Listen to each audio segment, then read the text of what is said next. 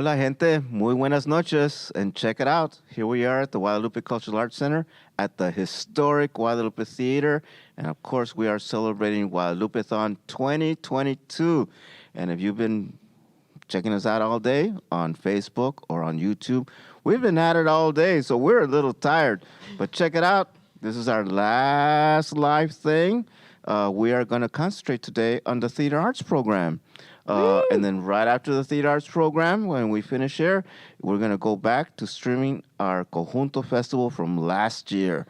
And that's going to be on all the way till midnight or something like that. But either way, please donate. The Guadalupe Cultural Arts Center. Go to our Facebook, our YouTube, and there's a link somewhere in there. Just donate. But I want to thank all of you for helping us out all day long because we concentrated on the Dia de los Muertos, our academy. Joe Posada was here to talk about the holiday saxophone. And check it out. Holiday saxophones has been officially sold out. We sold out in 4 days. It's amazing. Right. But here we are to talk about the theater arts program, and I have 3 outstanding teatristas that have been with us for a long time here at the Guadalupe, and they're going to introduce themselves and just talk a little bit about what their involvement is with here at the Historic Guadalupe Theater, and then we're going to open it up to Q&A. All righty, here we go. Hi, everybody. My name is Anna De Luna. I'm an actor, writer. And I started, it's so funny, I started my history at the Guadalupe Theater as an intern in 1992 for the Tenats Festival. I didn't know anybody or anyone, but I knew I wanted to be involved with the Guadalupe. So I just cold called Jorge and I said, hey, do you need any help? And he's like, yeah. So I became an intern. And then many years later, actually got my first main stage role here during Surco Se Oro. And ever since then, I've had a great opportunity to do a lot of plays here. And more recently, we just did Carmen for Mexico, which is a solo show. I wrote, and it's about my mother's childhood immigrant experience and all the crazy stuff that she went through and some funny stuff too. And it's really a pleasure to be back and to have Jorge and the Guadalupe always supporting me and all my projects and all the support staff here. So I'm going to turn this over, and we can talk more later. That's right. Good evening, everybody. My name is Roland Mazuca. I've had the incredible pleasure of working at the Guadalupe. I think I started in about 1980. I'm an old guy. And I worked on many theater sets here. I was hired to start a ceramics program, but I have this love of theater, which is probably one of the most vital theater arts in existence. And I was asked recently to come back to do a couple of theater programs. I worked with Anna De Luna and Jorge and Clint on Carmen de Mexico, and it was a beautiful play. We had the incredible experience of taking the play to Denver, and that was another experience as well. And then also La Niña Girasol? La Niña Girasol. It's in Spanish, so I always think of sunflowers, but La Niña Girasol, and that was a beautiful play also. So it's been a wonderful experience for me, and I'll lead that to Clint. Okay. Hi, everybody. My name is Clint Taylor. I'm a theater artist and performing artist. My beginnings at the Guadalupe started with the Grupo Animo theater program, youth program, back in 1994. So since then, I've just been, collaborating with our artists around San Antonio, and more recently here at the Guadalupe, came back home and started stage managing for the dance company, and I got to stage manage for Anna's show and also go to Denver, which was a really cool experience. I'd never been to Colorado before, or Colorado, like they say in Colorado. And then most recently, I was able to direct La Niña Girasol, which was a new play that premiered here at the Guadalupe, written by Cesar Dueñas. And we had an amazing cast. I had an amazing time for that. And I'm just I feel very honored and thankful for the Guadalupe and for all of the supporting staff. And so, yes, extremely thankful for all the work that the Guadalupe does here in San Antonio and that we've been doing, that the Guadalupe has been doing since the 80s. And so, yeah, let's continue to keep supporting all the good work that's happening here at the Guadalupe and come see the shows, share Facebook posts. There's more than one way to support, but we definitely appreciate those funds. So thank you for that. And Jorge, back to you. All righty. Well, thank you. Like I mentioned, we're here at the Historic Guadalupe Theater. Just to give you a little history, this theater was built in 1942. So that's 80 years. Wow. We're celebrating 80 years this year. Can't wait for the next 80. And it started here as a film house. And this was the last building, theater style, built on Guadalupe Street. And when it first started, way back between 1889 and the last day for the carpa to close its door was 1949. A carpa was a tent show, and they would have tent shows all the way from the freeway to Zarzamora on Guadalupe Street, and at any given time there would be up to 25 carpas. Each carpa had a different size. It could fit 10 people, up to 50 people. And then they started building. There was the Progreso Theater, Teatro Venus, Teatro Flamingo, which was under the freeway, got bulldozed when they built the freeway. So there was all these buildings, but there was carpa. So this area was always a place for entertainment for La Raza, Mexicanos, Tejanos, Chicanos. We've been very fortunate. In fact, one of my first plays that I did, I was 16 or 17 here at this teatro back in 1972, 73, around there. And we did a play called No Saco Nada de la Escuela by Luis Valdez. And that was one of my first plays that I did here at the theater, not realizing that I was going to come back and work here. But it's been amazing for me. And just to give you just that history of the area, the neighborhood, the history, that's why we call it the Historic Guadalupe Theater. And here I am with three amazing folks, teatristas, and they all started when we were in our early days of our career. Well, Clint way over there is a teenager, and then you were at the university, 22, and then when I met Roland, little did I knew years later, Roland Mazuca was one of the first ones to sign as a board of directors to create the Guadalupe Cultural Arts Center, the 501c3 nonprofit status. A lot of people don't know that or give Roland credit. He's very shy, but we have a lot of history here. And so when I was here from 1984 to 2000, we produced over 60 productions. Clint was involved with Grupo Animo. Roland involved with lots of world premieres that we took to New York. We took to Puerto Rico. We took shows everywhere. But little did we know, because we're so busy. And we're so busy creating new works of art. And so now here we are. You know, when I left in 2000, we did 60 productions. I left.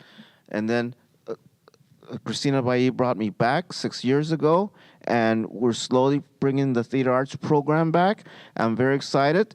And one of the first shows that I brought was Patricia Zamora's piece, Chocolate Curandera, and then COVID hit.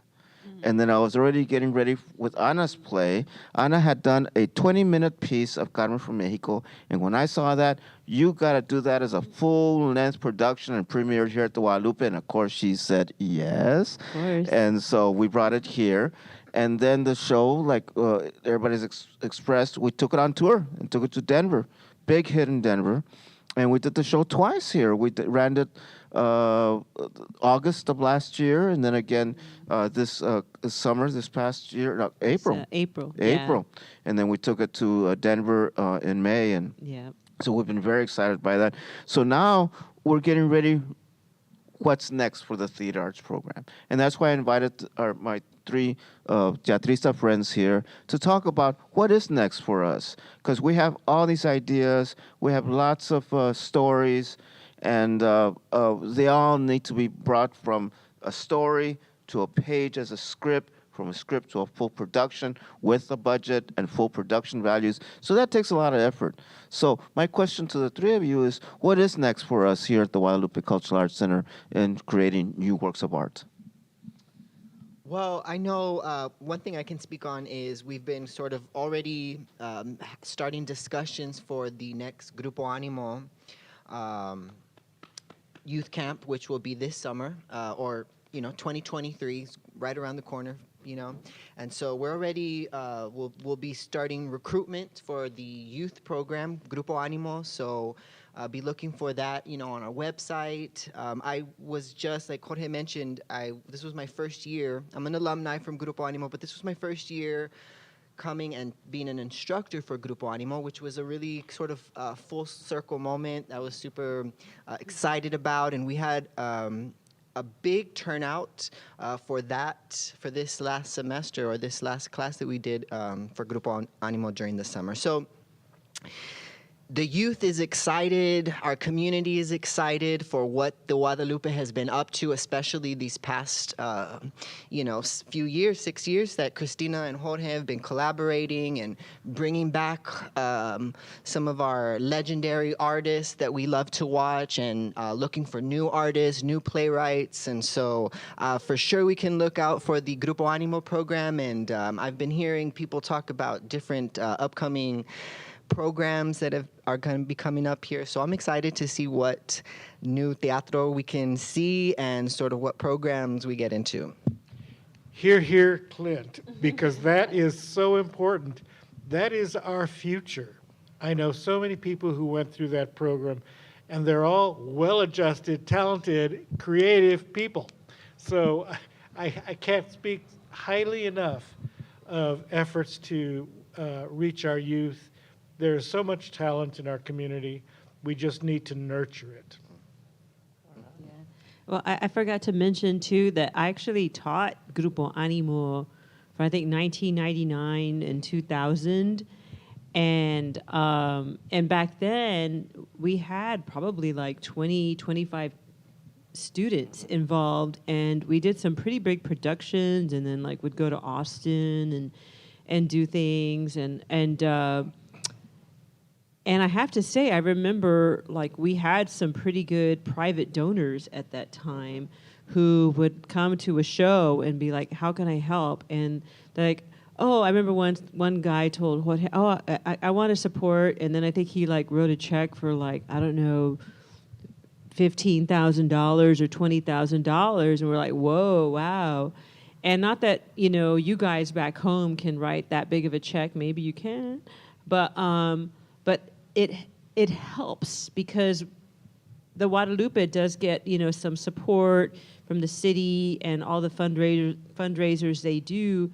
However, it really comes down to the community, because when we come to the Guadalupe, it's like our casa, it's like coming home, and like my grandparents used to come here to see movies. And so, my family's all like, from the West Side and everything. And a lot of organizations didn't make it through COVID, but the Guadalupe keeps surviving, and it keeps happening. And it's not, it's because of you guys. It's because of the community, not just giving money, but also coming out and supporting the shows.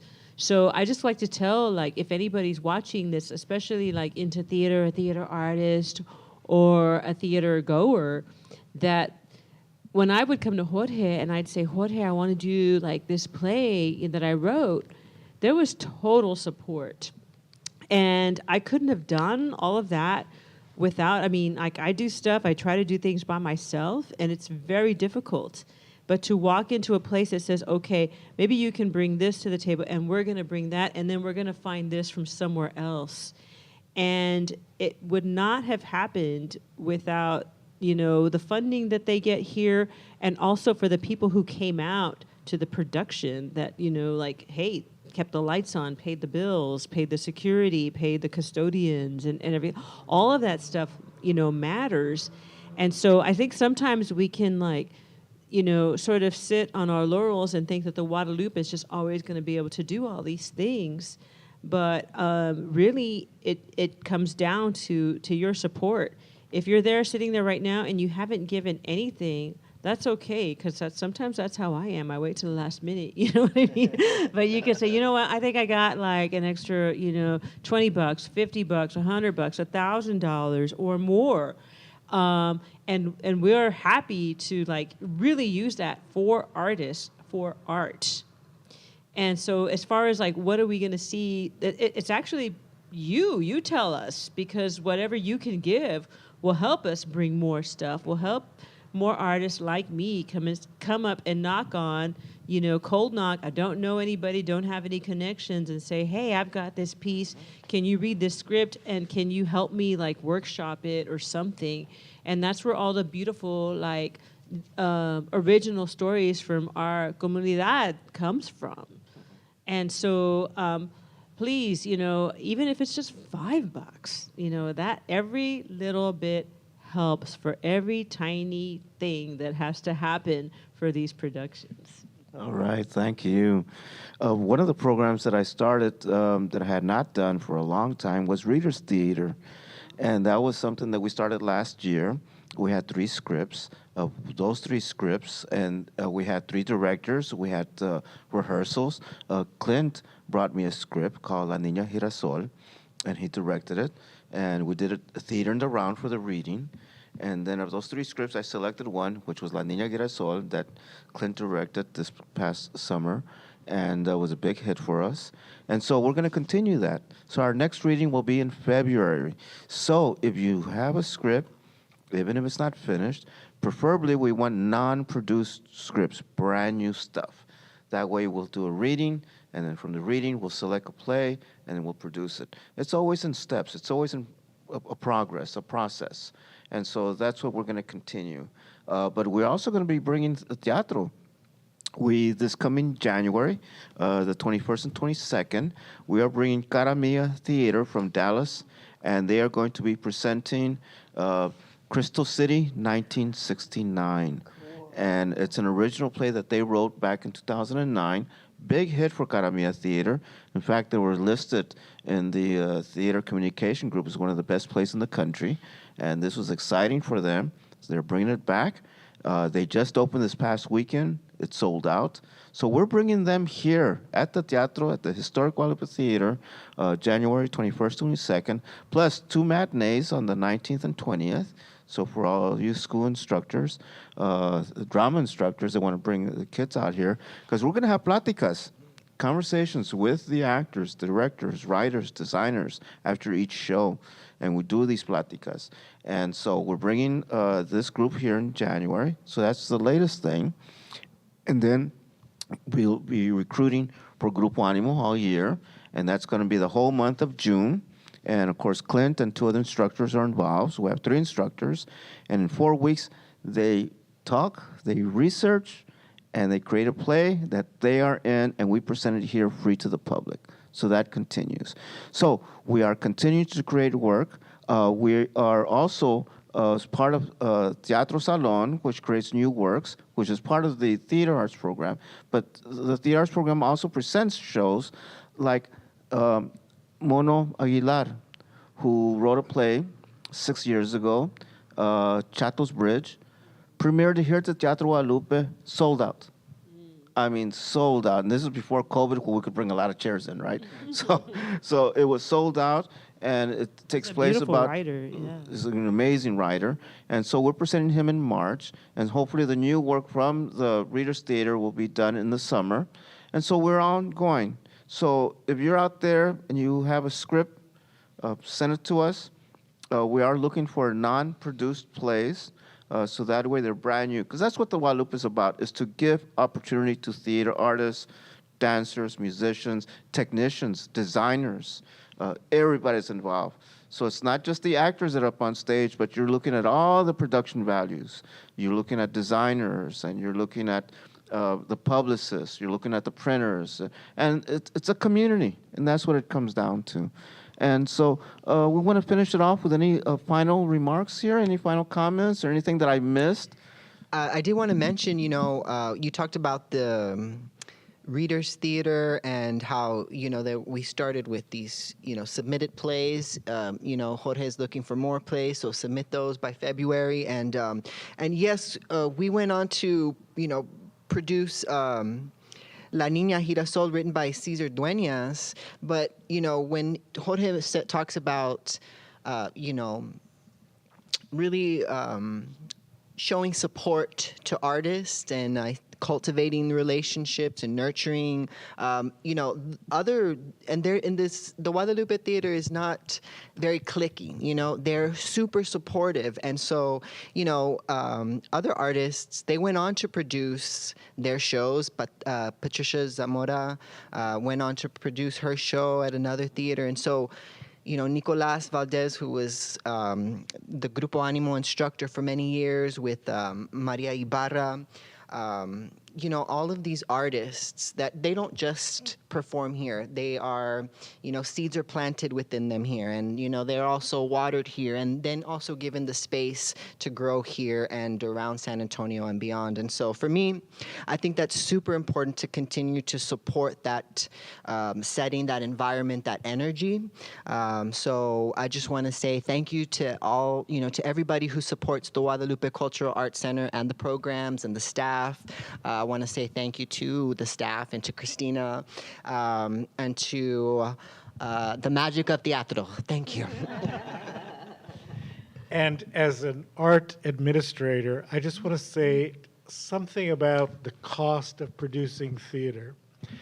If you're paying something like $25 to see a show, if it was the real cost of paying for a show, you might be paying $125, because when you're bringing a group of people from another city, those people have to stay somewhere. They stay in hotels, they eat somewhere, there's a reception for them, and then all the people who work behind the scenes.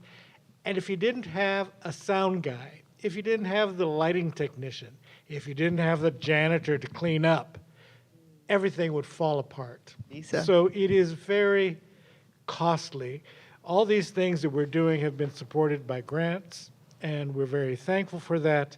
But when people scoff at a $25 ticket, I have to remind them that that is just a fraction of what it costs to put on a production. Get off the soapbox, Roland. And the top on that is a lot of other theater companies will charge like $40, $45, $50 just to see a show. And Jorge and the Guadalupe has always been really great, like a theater production, to say, hey, we're going to charge $10 or $12, make it affordable for the community.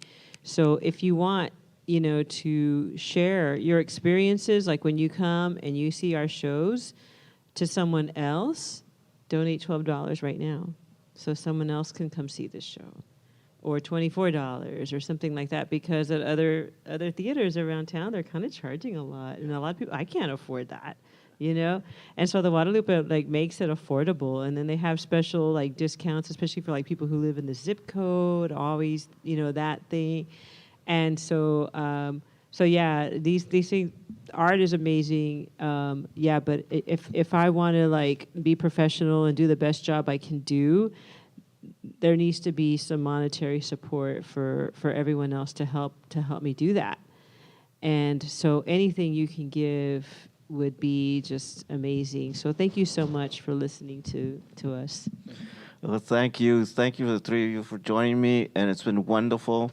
I hope all of you can join us in donating. And like I mentioned earlier, as soon as we finish, the Conjunto Festival from last year is going to stream, and it's going to be on for the next 6 hours. So if you're ready to dancing, 6 hours. just dance away. That's right. I'll dance for 6 hours. So, but thank you so much. And signing off, my name is Jorge Pina, and you are here at the Historic Guadalupe Theater. And on behalf of the Guadalupe Cultural Arts Center Board of Directors, the staff, and volunteers, muy buenas noches. Yay! Yay, you do that very well, Jorge. We're still being recorded, John. Bring out the...